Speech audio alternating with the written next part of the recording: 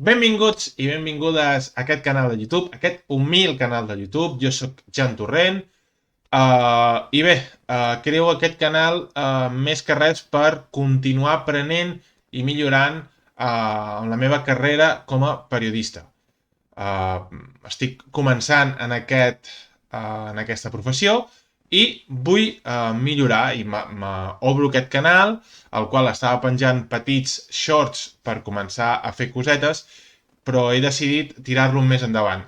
Vull portar tertúlies, vull fer anàlisis més profunds, entrevistes si es donen el cas, sempre de bàsquet, i segurament el tema principal serà l'actualitat del Bàsquet Girona, que és l'equip que jo segueixo de més a prop. Val? A partir d'aquí, què us porto avui? Doncs us porto la situació del Morabanc Andorra, que és el proper rival del Bàsquet Girona, el qual juguen aquest dissabte a 3:15 en el Principat. Llavors, què és important saber? El Morabanc Andorra du 7 victòries, el Bàsquet Girona du 8. Per tant, a falta de 9 jornades... No. A falta de 12 jornades per acabar la Lliga ACB, aquest partit és clau pels dos conjunts, per la salvació, així de clar. Encara que el Bàsquet Girona tal vegada sí que té aquest objectiu d'assolir la permanència, ja us dono la meva opinió, crec que el Morabanc Andorra pot aspirar a una miqueta més. La sort no l'està acompanyant, els últims 3 partits els ha competit contra grans rivals, equip d'Eurolliga, equip de Champions League i campió de la Copa del Rei de l'any passat, i equip d'Eurocup, la Penya.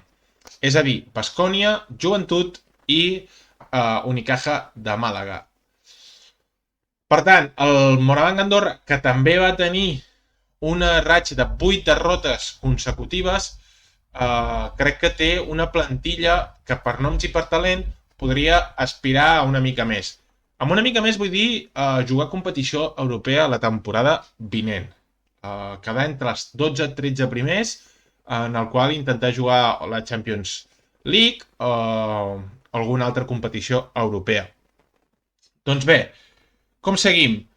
El primer, crec que és l'equip de Jan Montero. Jan Montero porta molts pocs partits per ja poder dir això, però és que és així. És un jugador d'un talent desmesurat i els seus números l'avalen. I també us diré una cosa, no fa falta veure els seus números, sinó s'ha de veure 2 o 3 partits seus per veure que aquest nano té un talent especial, que és capaç de fer moltíssimes coses en atac, amb la pilota i sense, tot i que el seu joc sense pilota és més discret, perquè normalment ell és el que té la pilota, és el que té la batuta, però sempre ve de jugades en el qual ha rebut un bloqueig indirecte. A no ser que jugui de 1. Quan juga més de 2, amb un rol més anotador, sempre rep després d'uns indirectes per ja sortir amb un petit avantatge.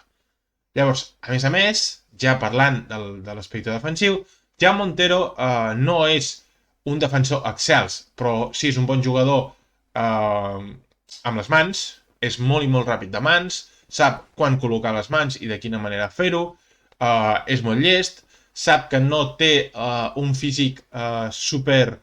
no és molt voluminós, no és molt gran, no és molt fort, una mica al contrari, però sap utilitzar les seves eines per ser un bon defensor i no ser tan atacable. Llavors, què podem destacar sobretot de Jan Montero? Crec que la facilitat en la que anota, ja sigui penetrant o tirant, i també la que distribueix. Té una capacitat de passada impressionant. No és el típic passador de bloqueig directe i dona la continuació picada en el jugador interior, sinó que és capaç de fer passes més complicats, intenta avançar-se una mica a la defensa perquè la pilota arribi. Llavors, tenir un jugador tan complet, tant en l'anotació com en l'organització del joc, que no és l'organització, sinó més l'acabada, donar el passe final, és una eina, un jugador, un talent que té el Morabanc Andorra que el projecta molt més amunt que el Bàsquet Girona en aquest cas. Opinió personal, em puc estar equivocat, jo sempre dic que et puc donar la meva opinió, però no sempre... vull dir, és la meva opinió, no vol dir que sigui la veritat. Aquí ho vull deixar, això. Llavors, un altre punt a tenir en compte del Moravang Andorra són les lesions. Ha tingut a Tyson Pérez, que ja està en rotació i ja porta un partit amb bons números, que va ser contra el seu actual equip. Vull dir, Tyson Pérez ara mateix està cedit de l'Unicaja al Moravang Andorra i va ser contra l'Unicaja, que va tornar en rotació. I també tenen la lesió de Stan Okoye, aquest alè fort, tirador, que ja té experiència aquí a l'ACB i que tampoc estava resultant tenir uns grans minuts, un gran rendiment, però crec que pot sumar per l'experiència que té.